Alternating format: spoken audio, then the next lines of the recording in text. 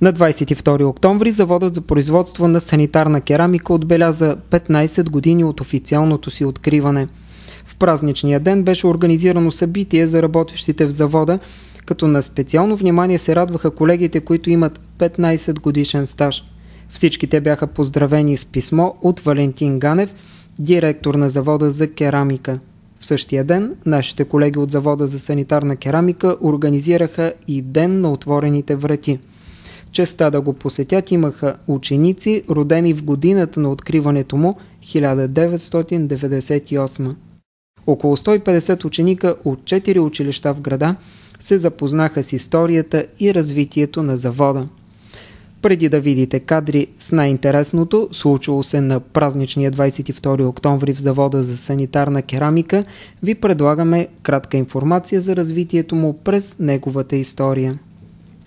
Официалното откриване на завода за санитарна керамика е на 22 октомври 1998 година, но началото е поставено 2 години по-рано, когато бордът на директорите на American Standard решава новото предприятие да бъде именно в България, а не в други европейски страни, каквито варианти са обсъждани. Изборът не е случайен предвид създадения положителен пример и постигнати успешни резултати с инвестицията в Видима, наличието на добри ръководни кадри, специалисти и работници, както и разбирателството и положителното отношение на общинската администрация в Севлиево. На 26 ноември 1996 година се прави първата копка за построяване на завода, поставяйки началото на един амбициозен проект. Само 11 месеца по-късно заводът е готов и е отлято първото пробно изделие. На 22 октомври 1998 година президентът на American Standard Емануел Кампурис и вице-премиерът на България Александър Божков прерязват заедно лентата за откриването на новия завод за санитарна керамика Идеалстандарт България. След още 3 месеца е реализирано първото изделие на вътрешния пазар. Това се случва на 22 януари 1999 година. През периода 2002-2003 година заводът се утвърждава като едно от най-ефективните и конкурентно способни предприятия на American Standard в глобален мащаб.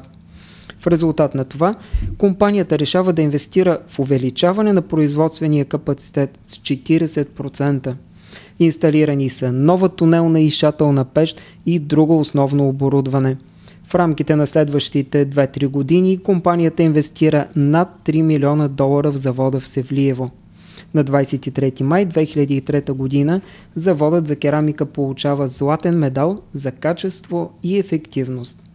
На 5 август 2003 година е подписан първият колективен трудов договор между ръководството на завода и новосъздадената синдикална организация. На 29 декември 2005 година заводът за санитарна керамика получава комплексно разрешително от Министерството на околната среда и водите, което й дава възможност да упражнява своята дейност съгласно най-добрите налични техники за производство на керамични изделия и съответствие с екологичните норми и европейски директиви. През декември 2006 година в завода за керамика се произвежда 10 милионното изделие. В края на януари 2010 година стартира мащабен проект за технологично обновяване на завода.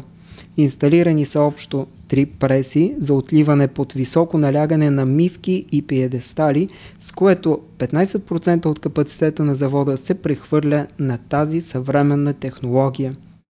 На мястото на освободения капацитет за отливане в гипсови калъпи се инсталират нови линии за отливане на технологично сложни изделия. Дизайнът на линиите е разработка на местния инженерен екип. В рамките на 2 години заводът успешно усвоява производството на технологично сложни тоалетни, които днес съставляват 40% от инсталирания капацитет за тази група продукти.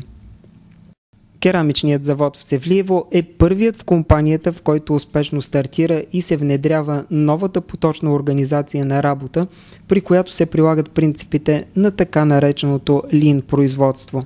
По същество това са принципи на работа, при които в процеса на непрекъснато подобряване на ефективността на един производствен процес се ангажират всички работници и служители.